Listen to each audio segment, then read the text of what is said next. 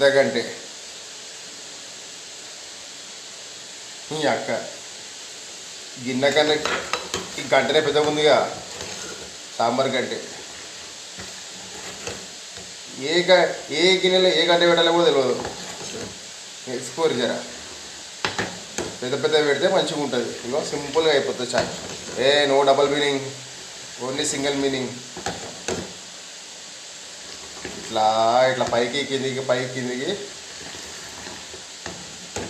4 సార్లు గుంజాలి. ఇట్లా కలర్ మంచిగా వస్తుంది, చిక్కగా అవుతుంది. చూడరు ఎట్లా అవుతుంది, మంచిగా అవుతుందా లేదా చిక్కగా.